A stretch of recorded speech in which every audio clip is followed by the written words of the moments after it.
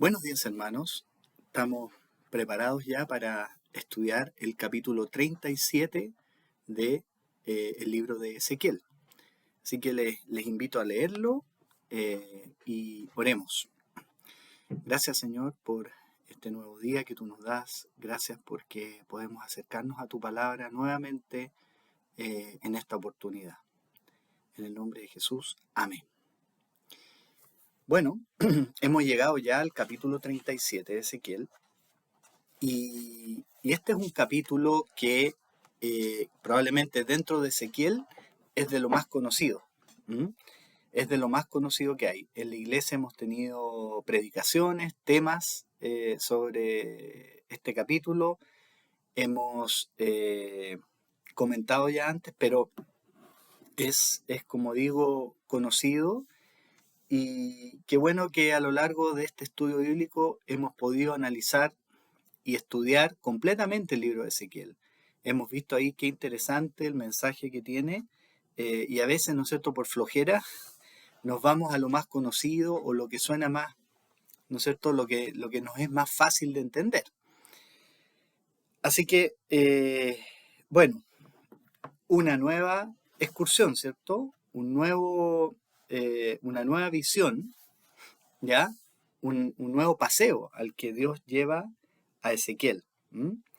¿Se acuerdan que al principio, varios años antes, Ezequiel comienza este llamado de profeta? Dios lo llama y lo lleva, ¿no es cierto? Lo traslada a unas visiones bien, bien impresionantes. Luego en otras, si ustedes se recuerdan, como virtual, un viaje virtual al templo, a los lugares más recónditos del templo en Jerusalén, ¿ya? Y ahora lo lleva, ¿a dónde lo lleva?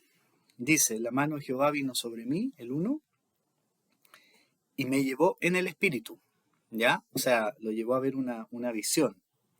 ¿A dónde?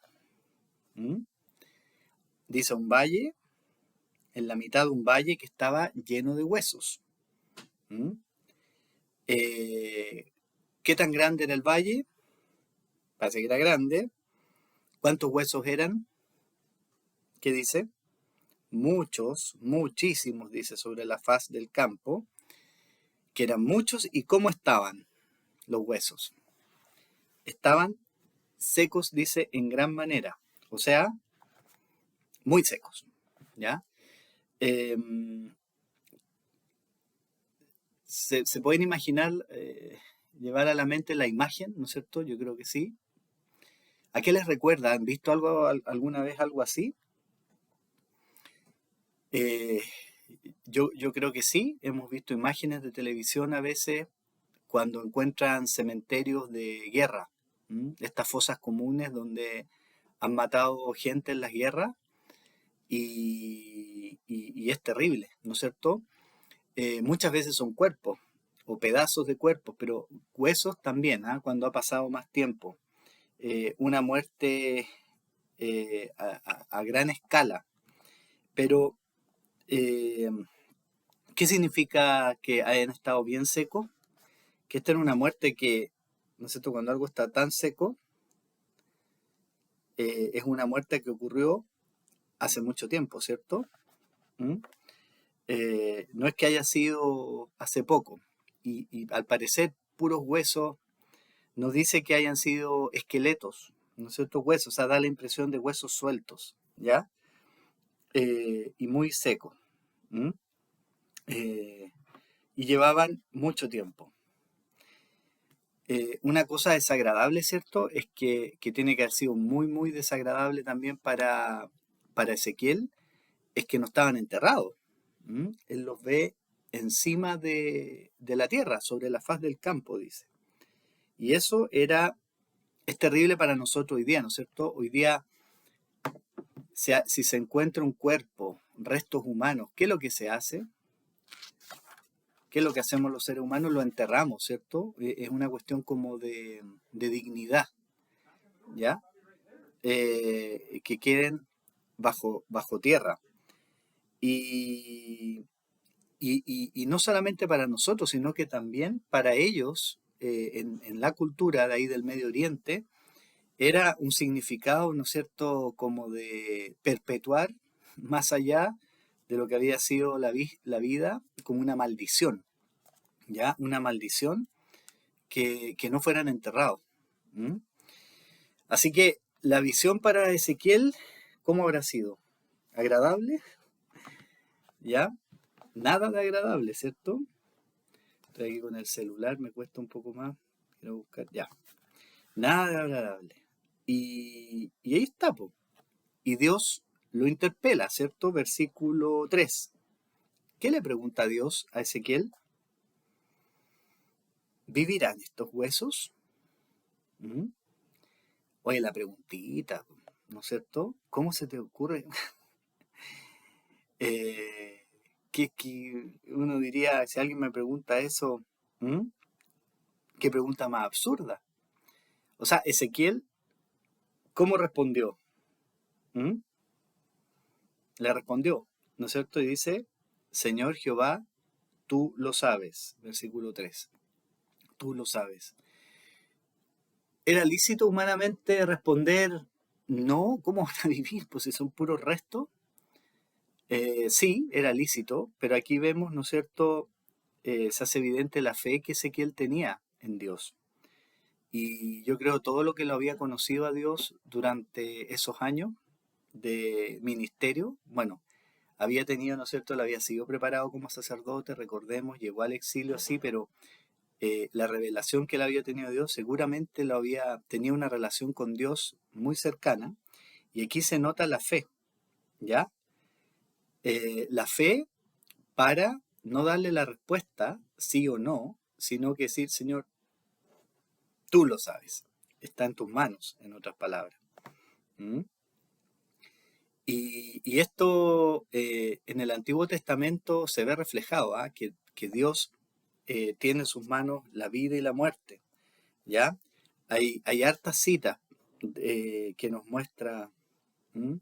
Por ejemplo, en Deuteronomio, leamos Deuteronomio 32-39, o sea, en la ley, dice,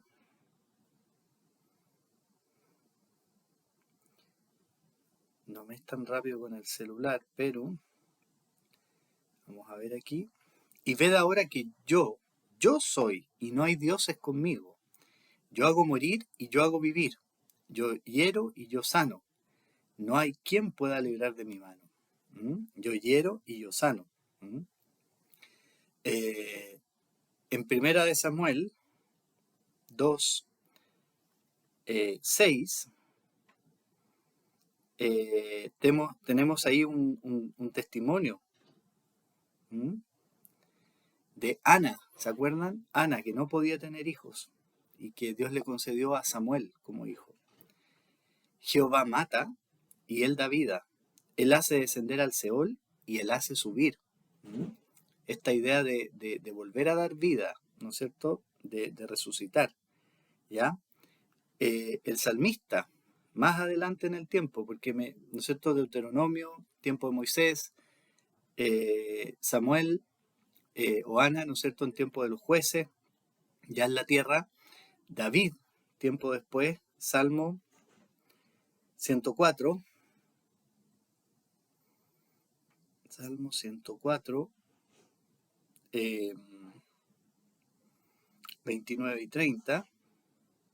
Bueno, no es un salmo de David, pero los salmos, ¿no es cierto?, son posteriores, ¿ya? Dice, escondes tu rostro y se turban, les quitas el hálito, dejan de ser y vuelven al polvo. Envías tu espíritu, son creados y renuevas la faz de la tierra. ¿Mm? El poder de Dios. ¿Mm? Eh, Fíjense que en el Antiguo Testamento hubo algunas resurrecciones, ¿o no? ¿Se acuerdan de alguna? Por ejemplo, Primera de Reyes, eh, el profeta, ¿no es cierto?, Elías. Primera de Reyes 17, ustedes lo pueden leer completo ahí, 17 al 24. Eh, ¿qué, ¿qué había pasado? Eh, esa mujer a quien Dios había hecho un milagro, ¿no es cierto?, a través de Elías, para que tuvieran comida, no les faltara para ella y para su hijo, y un día dice que su hijo se enfermó y que fue tan grave la enfermedad que quedó sin aliento, o sea, murió. Y ella le dice, ¿no es cierto?, y Elías ora por ese niño, ¿ya? En privado a Dios y le pide, ¿no es cierto?, ¿no es cierto?, que vuelva el alma a este niño, dice. Y dice que Elías oró y el niño volvió, ¿no es cierto?, a vivir y se lo entregó vivo a su madre. También una situación similar con Eliseo, que fue el profeta que siguió después, ¿no es cierto? Tenemos en Segunda de Reyes 13, 20 al 21, dice Eliseo, ¿ya? Y esto es increíble, dice, murió Eliseo y lo sepultaron. Entrado el año vinieron bandas armadas de moabitas a la tierra, y aconteció que al sepultar a un hombre súbitamente vieron una banda armada, arrojaron el cadáver en el sepulcro de Eliseo, y cuando llegó a tocar al muerto, los huesos de Eliseo revivió y se levantó de sus pies. ¿Ya? Así que Eliseo también, no leímos esa historia ahí en Segunda Reyes un poco antes, capítulo 4, también le tocó orar por un niño y Dios lo revivió. Entonces, Ezequiel, yo creo dentro de su concepción y en el Antiguo Testamento vemos algunas resurrecciones, casos puntuales de personas, y probablemente Ezequiel lo entendía y lo creía, ¿ya? Pero ahí estaba, la persona había muerto hacía poco, ¿cierto? El cuerpo estaba completito, entonces esto sí que es mucho más difícil de creer, ¿cierto? Huesos sueltos que no sabes cuál va con cuál y cuánto tiempo seco. Pero así todo, tiene la fe para devolverle la pregunta a Dios y decir, bueno, Dios, tú lo sabes. Tú lo sabes. ¿Cuántas veces nosotros vemos cosas imposibles, nos parecen imposibles y claro, humanamente por eso dijimos antes, ¿no es cierto?, era totalmente justo que Ezequiel hubiera dicho no se puede. ¿Cuántas cosas nos parecen imposibles? Pero para Dios no hay nada imposible. Bueno, volvemos entonces ahí a Ezequiel 37 y Ezequiel 37 ahora vamos del 4 al 10. Tuvimos recién, ¿no es cierto?, en todo este diálogo.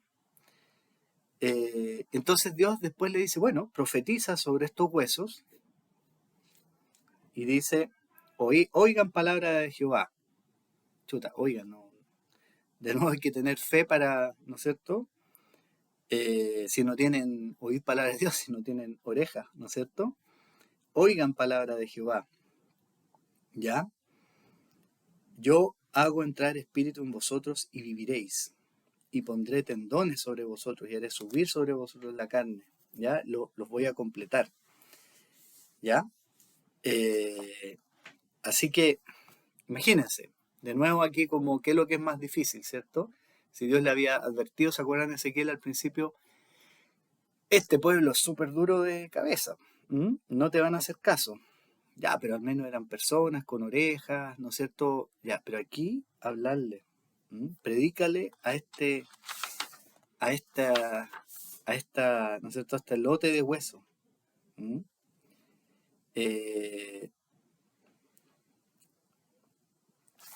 Así que, bueno, y lo hizo, obedeció. Interesante, ¿ah? Obedeció. Ya vimos, segunda cosa interesante de Ezequiel. La primera es que tuvo fe en Dios, le dejó la última palabra a Dios de algo que humanamente es imposible, pero además aquí le obedece y aunque fuera absurdo, le hace caso. Profeticé, versículo 7, como me fue mandado. ¿Y qué pasó? No tuvo que pronunciar ninguna palabra mágica, ¿ya? No, simplemente dijo la palabra de Dios. ¿Y qué pasó? Versículo 8. hubo un ruido, ¿ya? Como un terremoto, dice, un temblor. ¿Y qué empezó a pasar? Se empezaron a juntar los huesos con los que corresponden a cada uno. ¿Mm? Le empezaron a aparecer tendones que juntan los huesos, ¿cierto? Empezó a aparecer músculo, carne, ya, piel, y de repente, ¿no es cierto? Había cuerpos completos, cuerpos completos, pero dice, no todavía con vida, sino que eh, eran como cadáveres, seguramente, ¿no es cierto? Cuerpos ahí, pero completos. Eh, Algo de anatomía sabemos, ¿cierto? Nos podemos imaginar. Yo no soy médico, probablemente la mayoría de ustedes no es médico, algunos sí saben de anatomía por sus carreras relacionadas con la salud, pero todos hemos estudiado algo en la escuela, ¿no es cierto? Sabemos más o menos las partes y, y lo otro es que, por ejemplo, si uno va, voy a llevar algo más diario, ¿no es cierto? Aunque nosotros no hayamos tenido la oportunidad de ver un cuerpo, ¿ya? De verlo por dentro, porque no trabajemos en eso, pero sí todos hemos visto cómo se descuartiza un animal, ¿cierto? Para comer distintos tipos de carne. Eh, pero se lo imaginan al revés. ¿Mm? Yo creo que es una cosa impresionante y debe haber sido, pero una visión, ¿no es cierto?, atónita. Tiene que haber quedado atónito Ezequiel. ¿Mm? Así que es impresionante esta visión y de repente queda entonces con todos estos cuerpos sobre el campo. ¿Mm? ¿Y qué es lo que vuelve a hablar Dios? Dice, profetiza al Espíritu, 9. ¿Mm? ¿Qué es lo que tiene que profetizar? ¿Mm? Que venga soplo o aliento de vida sobre estos muertos, ¿ya? Y vivirán. ¿Mm?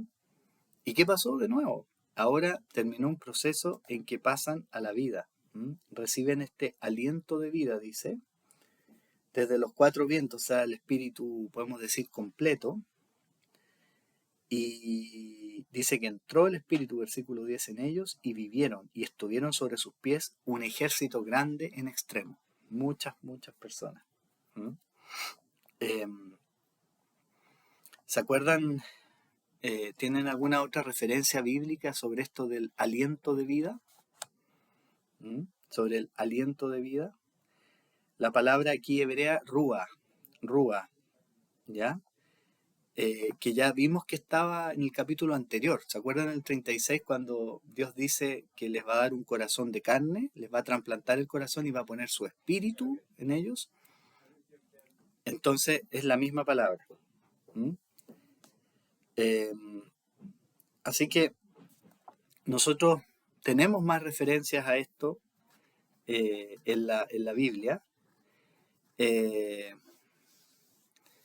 y este espíritu, ¿no es cierto?, una vez que entra, Dios mismo, el espíritu de vida, ¿no es cierto?, hace posible que tengan vida, se ponen de pie y dice que era como un ejército, muchos. ¿Mm? Así que Dios, Ezequiel está viendo acá que, eh, comprobando una vez más que Dios domina la vida, ¿ya? Aunque haya muerte, Él lo más increíblemente improbable, ¿no es cierto?, que se transforma en vida, Dios lo transforma en vida. ¿Mm? ¿Se acuerdan en Génesis? Génesis 2:7. En ese relato de la creación nos dice que Él sopló aliento de vida. ¿Mm? Primero ahí dice, ¿no es cierto?, a partir del polvo de la tierra, ¿no es cierto?, uno puede decir, ustedes lo pueden buscar, forma como los cuerpos, la masa, los distintos minerales, ¿no es cierto?, los elementos, y luego dice, sopla. ¿Mm? En la nariz está aliento de vida. ¿Mm? Y entonces pasa a ser un ser humano vivo. Así que es un milagro. ¿no es cierto?, de la existencia. Es un milagro de la existencia. ¿Mm? El Salmo 33:6 dice, Salmo 33:6, dice, por la palabra de Jehová, miren aquí la relación palabra-espíritu, fueron hechos los cielos y todo el ejército de ellos por el aliento de su boca. ¿Mm? Todo el ejército, todas las estrellas, ¿no es cierto? ¿Y qué es lo que había hecho Dios acá en Ezequiel? Le había dicho, habla. ¿Mm? Tenemos la relación entre su palabra y la vida. ¿Mm? Bueno, seguimos ahí en 37, ahora del 11 al 14. Ezequiel 37 del 11 al 14. Porque tuvo esta visión, ¿no es cierto? Increíble, espectacular. ¿Y qué es lo que dice ahora? Va a ser una explicación de esta visión. ¿Quiénes, dice, representan estos huesos? Todo lo que él ha visto. ¿Qué representa esta visión, según el 11? ¿Mm? Dice, representa, ¿no es cierto?, a la casa de Israel.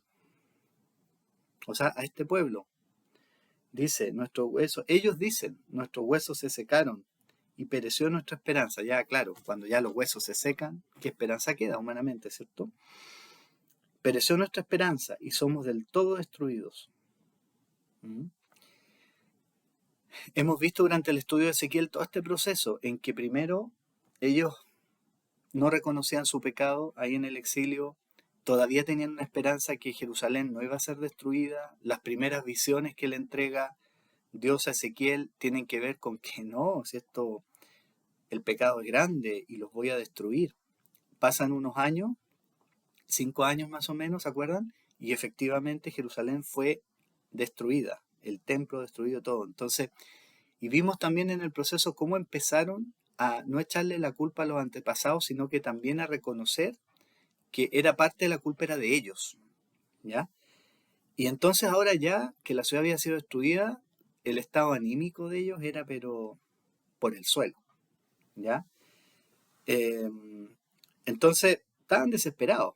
Ya ahora sí que si se destruyó Jerusalén, se destruyó el templo, ahora sí que somos como huesos secos, ¿cierto? Lo que dice acá, somos huesos secos totalmente destruidos.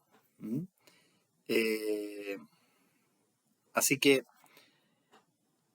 es una, ¿cómo se llama, cierto? Una metáfora, porque Ezequiel se relacionaba con personas vivas en el exilio, pero era personas que era como que zombies, ¿no es cierto? Ellos se sentían así, que estaban en realidad muertos, ¿m?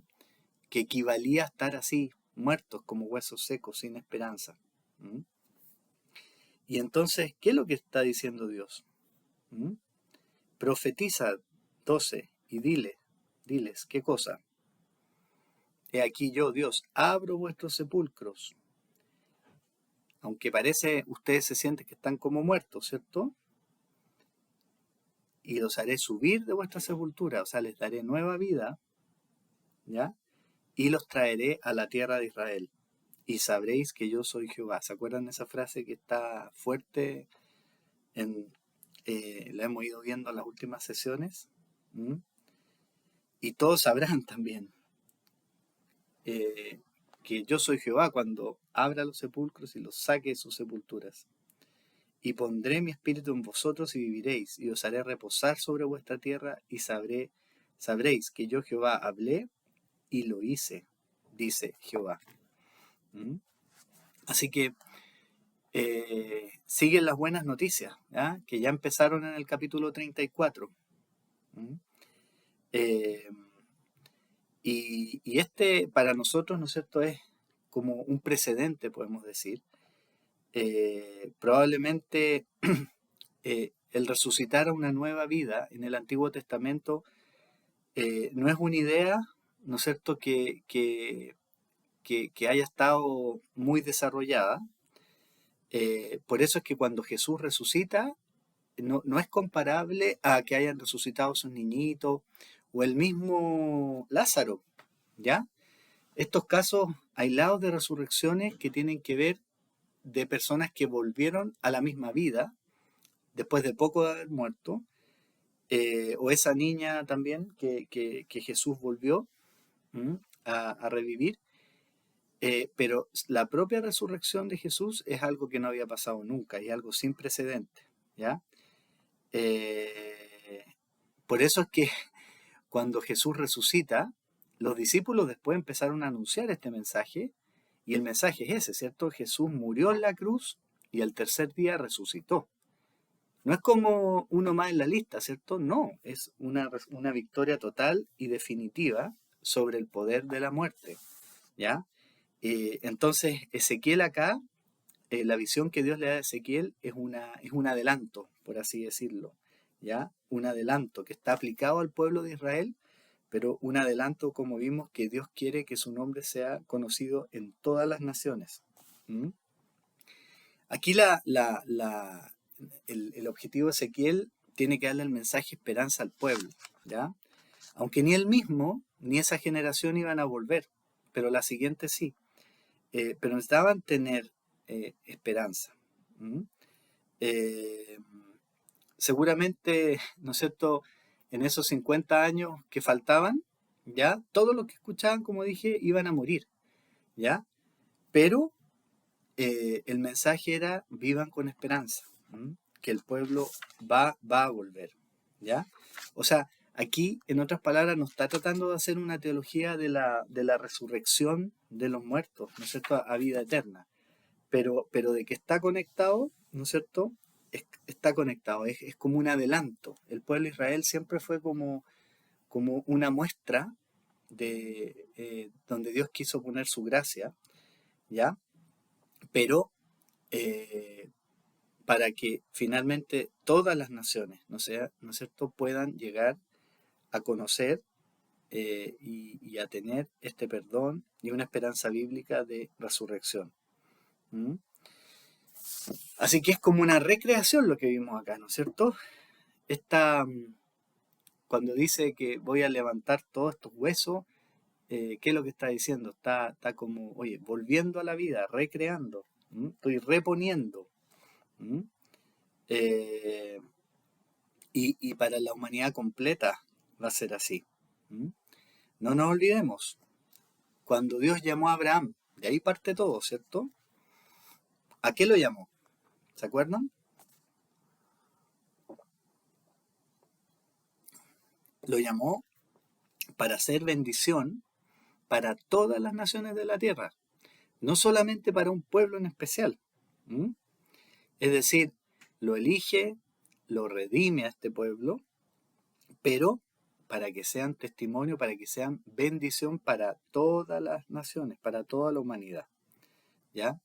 Entonces el pecado que ellos tenían también era un reflejo del pecado de toda la humanidad. Y entonces, de alguna manera, ¿no es cierto?, esta redención, esta recreación que Dios va a hacer con este pueblo, le está prometiendo aquí que va a venir, es una anticipación, ¿no es cierto?, de la resurrección de todos. ¿Mm? Eh, Jesús también se hizo eco un poquito de estas palabras, ¿no es cierto? Por ejemplo, en Juan 20:22, se hace eco de las palabras de Ezequiel. ¿Mm? ¿Qué dice, por ejemplo, Juan 20:22?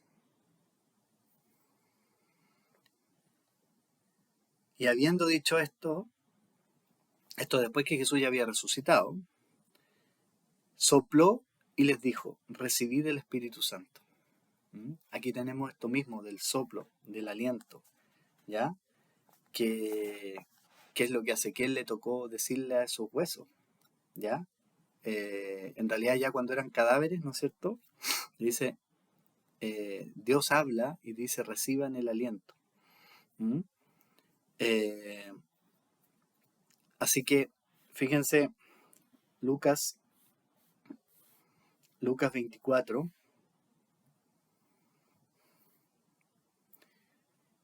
un Jesucristo resucitado, ¿ya? Tenemos este del 24, del 19 al 27, ¿m? cuando Jesús se pone al lado a caminar junto con dos discípulos, dice que iban a una aldea cercana de Maús, ¿ya? Pero sus ojos estaban cerrados para que no lo reconocieran. Y comenzó a contarles y a explicarles todo lo que tenía que pasar. Y ellos iban muy tristes porque había muerto Jesús, ¿ya? Eh, y ¿no es cierto? Le cuentan lo que había pasado y Jesús en ese resto del camino le explica todo, comenzando desde Moisés, ¿ya? Y hasta que fueron abiertos sus ojos. Y, ¿no es cierto? Un Cristo resucitado. 45 al 49, ahí mismo en Lucas 24, ¿ya? Dice, eh, les abrió el entendimiento. Bueno, estas son las palabras que os hablé, estando aún con vosotros, que era necesario que se cumpliese todo lo que está escrito en mí, en la ley de Moisés, en los profetas y en los salmos. ¿Ya? Ahí entra Ezequiel. ¿Ya? Entonces les abrió el entendimiento para que comprendiesen las escrituras y les dijo, así está escrito, y así fue necesario que el Cristo padeciese y resucitase de los muertos al tercer día. Así que el proyecto de Dios, como hemos dicho durante todo este estudio de Ezequiel, es más allá de la restauración de Israel, ¿ya? A su tierra. Es, ¿no es cierto?, un proyecto de restaurar a toda la raza humana, de redimir a toda la raza humana. ¿Mm? Eh, y así como este espíritu, dice, ¿no es cierto?, vino de los 4 sectores, o sea, las 4 direcciones, significa de todas partes del mundo. ¿Mm? Así también el Espíritu de Dios también sopla hoy en todas partes del mundo. ¿Mm? Eh, Romanos 8:11. Romanos 8:11. Dice, y si el Espíritu de aquel que levantó de los muertos a Jesús mora en vosotros, el que levantó de los muertos a Cristo Jesús vivificará también vuestros cuerpos mortales por su Espíritu que mora en vosotros. ¿Mm? Así que la promesa para nosotros también. ¿Mm? Bueno, y hay una segunda sección aquí de este capítulo 37, que es como especial. Volvemos ahí, es del Ezequiel 37, del 15 hasta el final, hasta el 28. 37, del 15 hasta el 28. Y acá, ¿no es cierto?, la Reina Valera le coloca un subtítulo, que ustedes saben, los subtítulos no están en el original, son para ordenar un poco, que dice la reunión de Judá e Israel. ¿Mm? Así que, de alguna manera, va a terminar este capítulo y recuerden que estas buenas noticias no acaban de empezar, sino que empezaron con el capítulo 34. ¿Ya? Si ustedes se recuerdan, ahí justo después que se sabe, ellos se enteran, ¿no es cierto?, que la ciudad ha sido destruida. Se enteraron algunos meses después por cómo corrían de lento las noticias en ese tiempo. Eh, y en ese ya estado de no podían estar más abajo de su ánimo, ¿no es cierto?, Ezequiel le empieza a dar las buenas nuevas. Y una de estas, podemos decir del Evangelio, las buenas nuevas de Ezequiel, ya lo primero tiene que ver con que Dios iba a ser su gobernante, ya no iban a ser explotados por estos malos líderes, malos pastores, le dice, ¿ya? Iban a tener un liderazgo davídico, ¿se acuerdan? Solamente para que lo tengamos ahí, en el 34. También después en el 35, que los iba a proteger de sus enemigos, ¿ya? Que les iba a dar una tierra, que ya no iban a ser más apátridas, ¿ya? Que iba a perdonar su pecado, que ya no iban a tener que, ¿no es cierto?, iban a tener este perdón, que Dios mismo iba a vivir con ellos, no iban a ser el hazmerreír de las naciones, ¿no es cierto? Eh, Iban a tener de todo. Y ahora en el 37, ¿no es cierto?, acaba de decir que va a ser un verdadero milagro de resurrección con este pueblo, que estaban tan muertos, se sentían tan muertos, pero dice, aquí les dice su intención, ¿no es cierto?, de resurrección, de revivirlo. ¿Mm? Entonces, claro, ¿quiénes fueron los que, aquí viene quiénes fueron los que fueron a dar a Babilonia? Ezequiel entre ellos. Ellos eran de Judá, ¿ya? Entonces un poco de historia de los reinos. Partió todo siendo un reino, 12 tribus, ¿se acuerdan? Los que salieron de Egipto después de 40 años, Dios les da la tierra y la forma de dividirla fue dividido por tribus, ¿ya? Y eran los 12 hijos de Jacob, ¿ya? Y tuvieron hartos años en que fueron gobernados por jueces, después pidieron rey, primer rey Saúl, segundo rey David, tercer rey Salomón, cada uno de ellos como 40 años de reinado. Y después de Salomón, que murió Salomón, y claro, en David, el apogeo el ejemplo del mejor rey, y la época de Salomón fue una época de paz, ¿ya? Lamentablemente Salomón terminó alejándose de Dios, pero en todos esos años fue como la mejor época quizá. Y después que muere Salomón, le tocaba al hijo, pero ahí hubo una insurrección, digamos, y se separó el reino en dos reinos, ¿ya? Quedó el reino del sur, que eran Judá y Benjamín, dos tribus, y el reino del norte, que ellos tomaron el nombre de Israel, son las otras 10 tribus. Entonces, cuando aquí hablamos de que los babilonios se llevaron cautivos, ¿ya? Eran de Judá. Ezequiel, ellos eran de Judá. Y ese reino existió hasta 605 antes de Cristo, ¿no es cierto? Fueron dominados por los babilonios, por ahí les permitieron un reyesito un poco años, ¿se acuerdan? Pero ya después se acaba totalmente el 587 antes de Cristo cuando destruyen todo. ¿Y qué pasó con las 10 tribus del norte? Las 10 tribus del norte, que habían formado este otro reino, el reino del norte, autodenominado Israel, capital Samaria, ¿ya? Ese que convivieron juntos por muchos años ambos reinos, fue destruido como 120 años antes, ¿ya? Por los asirios, el imperio anterior a los babilonios. Entonces, ellos ya habían sido muertos, deportados, dispersados. Entonces, ahí realmente ya no estaban, no existía. Hace más de 100 años que no existía ese pueblo, ¿ya?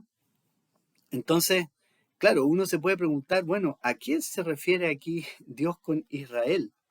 Cuando dice, ¿no es cierto? ¿Ya? Fíjense lo que le hace. Otro teatro. Vamos al texto, a ver. ¿Qué es lo que le dice a Ezequiel que haga? Que tome qué cosa. Un palo y escriba en él. Dice, para Judá, ¿ya? ¿Ya? Y para los hijos de Israel, sus compañeros. Parece que está hablando de los dos pueblos, ¿cierto? Toma después otro palo y escribe para José, palo de Efraín, ¿ya? Esa de las tribus del norte.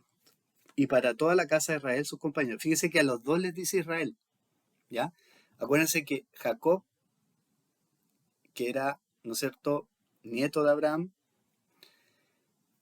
Jacob, o sea, Dios hace un pacto con Jacob y le cambia el nombre a Israel, ¿ya? Así que a ambos los trata de Israel, a los que habían quedado en el sur y a los que habían quedado en el norte, ¿ya? Y dice, júntalos uno con otro para que sean uno y en tu mano, ¿ya? Entonces, claro, te van a preguntar, porque ya conocían a Ezequiel, ¿cierto? Con todas las obras de teatro que hacía. Bueno, ¿cuál es el mensaje?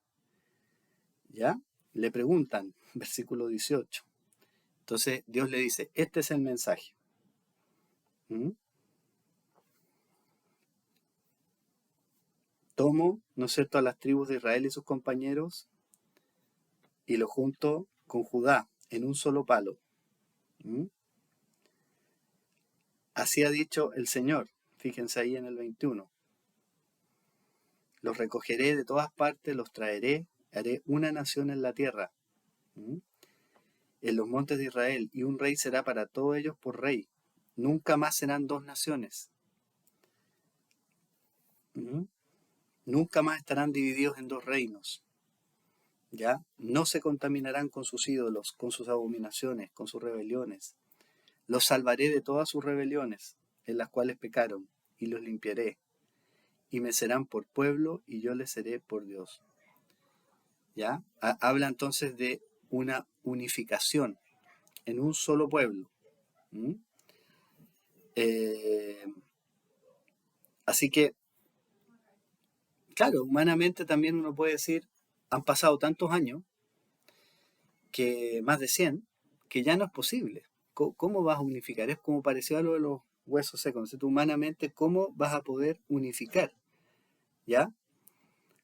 Si además esa gente ya ni sabemos dónde está, pues si uno quisiera buscarla o llamarla, probablemente los hijos de esa gente que viven en cualquier otro lado ya ni siquiera saben quiénes son, como para que ellos mismos puedan decir, ya, yo voy. Eh, Así que Dios aquí está diciendo otra de sus características, ¿no es cierto? No solamente es Dios de la vida, también Dios de la unidad. Así que por más que haya divisiones entre los seres humanos, hacemos divisiones en muchos aspectos, eh, Dios es el Dios de la unidad. Y Dios quiere un solo pueblo para Él. ¿Ya? Un Dios, un solo pueblo. Y de eso también encontramos en el Nuevo Testamento. Echamos un solo pueblo. ¿Ya? Y por eso esto de las maderas, ¿ya? Todo esto que toma dos palos, ¿no es cierto?, y los junta, ¿ya? Uno representando a los del norte, uno a los del sur, ¿ya?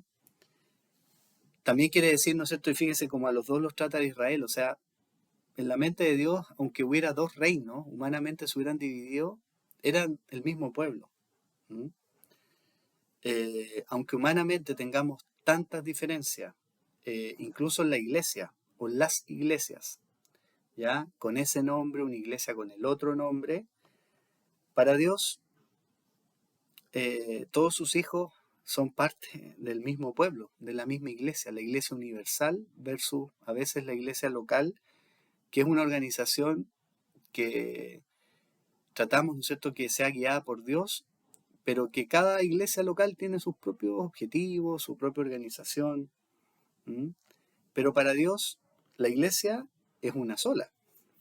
Todo el cuerpo de creyentes que han aceptado a Cristo. Así que Dios también pretende restaurar, está diciendo, unidad. ¿Ya? Ahora, esa gente de Samaria nunca tuvo en realidad un verdadero regreso, como los exiliados de Judá que sí regresaron, ya lo sabemos, ¿cierto? Porque ya pasó harto rato, ¿ya? En el 538 a.C., cuando Ciro, emperador, rey de Persia, les permitió volver. Y obviamente vivían bajo el imperio, pero les permitió volver, reedificar ciudades, construyeron el templo. ¿Ya? Así que, por lo tanto, aquí, para poder interpretarlo, no estamos hablando, ¿no es cierto? Estamos hablando de algo más bien de la unidad desde un punto de vista teológico, ¿ya? La unidad desde un punto de vista de lo que Dios quiere para un solo pueblo, ¿ya? Y eso es lo que Él quiere, un pueblo, ¿no es cierto? Un pacto, no dos pactos, no uno con esta gente y otro con esta otra gente, ¿ya? Sino que uno solo. La palabra esta ahí en el original es Ehad, uno, y aparece 11 veces entre los versículos 16 y 24, ¿ya? Ahí en el 37, 16 al 24, aparece 11 veces, ¿ya? Lo podrían contar, ¿no es cierto? Y esto uno, ¿no es cierto? Esta unidad, ya esta es la palabra que se usa en este texto. Así que está cerrando aquí el capítulo 37, todo este ciclo del 34 al 37, que son las buenas noticias, las buenas nuevas, el evangelio que a Ezequiel le tocó predicar. No solamente el juicio que le tocó antes, sino que también el evangelio. Y fíjense que, ¿quién será el rey acá? Mi siervo David será rey sobre ellos. Y aquí es donde viene, ¿no es cierto?, esto de que no se puede, o sea, porque como David sí que una persona, un ser humano que no... ¿Quién representa al rey David para ser rey sobre ellos?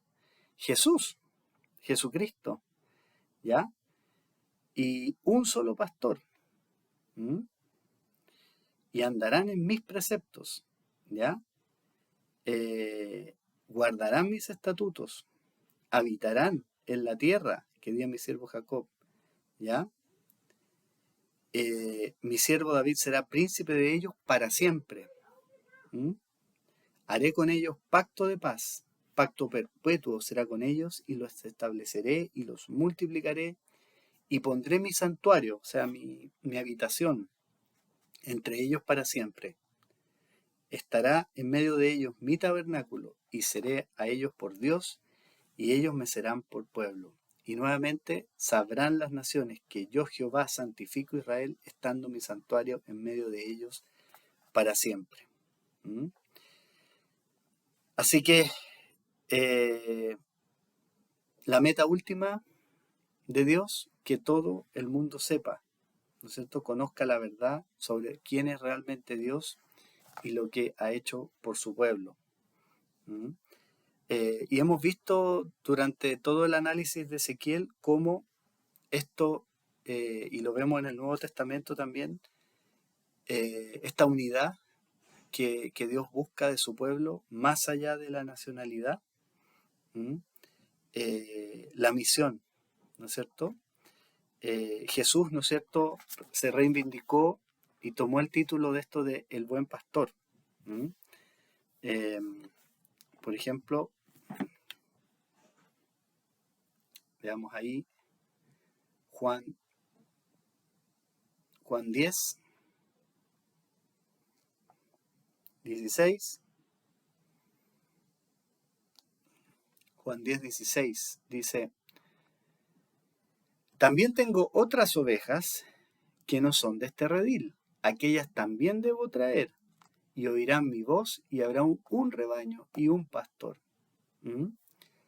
¿A qué se refería, no es cierto? Ahí estaba anticipando, ¿no es cierto?, Jesús, que no era solamente para los descendientes de Israel, ¿ya? Toma estas profecías de Ezequiel para sí mismo y dice: yo soy el pastor, yo soy el buen pastor, habrá uno solo, ¿ya? Y este rebaño va a tener también otras ovejas, ¿ya?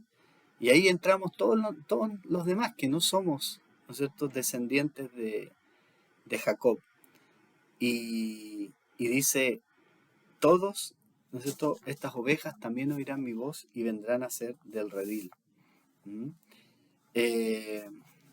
Efesios 2.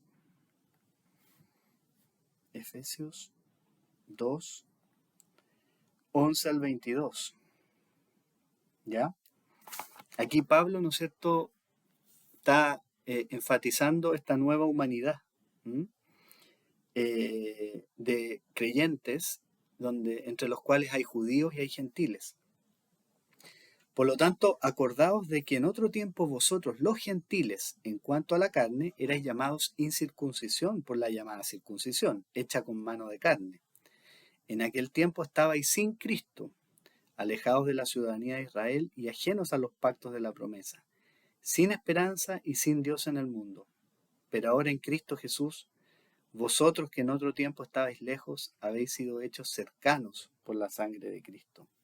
Porque Él es nuestra paz, que de ambos pueblos hizo uno, derribando la pared intermedia de separación, aboliendo en su carne las enemistades, la ley de los mandamientos expresados en ordenanzas, para crear en sí mismo de los dos un solo y nuevo hombre, haciendo la paz, y mediante la cruz reconciliar con Dios a ambos en un solo cuerpo, matando en ella las enemistades. Y vino y anunció las buenas nuevas de paz a vosotros que estabais lejos, y a los que estaban cerca, porque por medio de él, los unos y los otros tenemos entrada por el mismo Espíritu al Padre.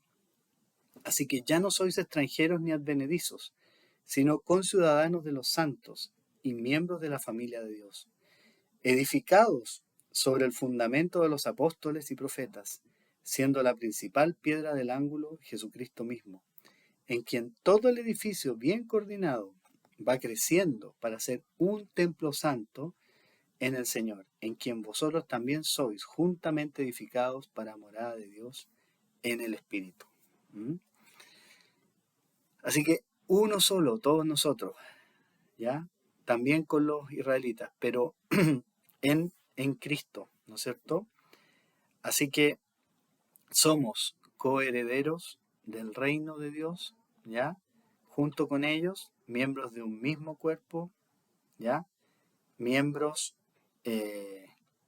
copartícipes de esta promesa, ¿ya? Efesios 3:6, ahí un poquito más adelante, dice que los gentiles son coherederos y miembros del mismo cuerpo y copartícipes de la promesa de Cristo Jesús por medio del Evangelio. ¿Mm? Eh, Así que esta promesa, que estas buenas noticias que le tocó dar a Ezequiel, también a su pueblo, y que se iban a cumplir algunos años después, pero en medio de ellas, ¿no es cierto?, Dios muestra sus propósitos para más allá de ese pueblo, para todos nosotros hasta el día de hoy. Lo dejamos hasta acá por hoy día. Señor, te damos gracias por tu palabra en este día domingo. Te pedimos, Señor, que podamos tener siempre esperanza en que tú has prometido redimirnos. En el nombre de Jesús, amén. Hasta la próxima semana.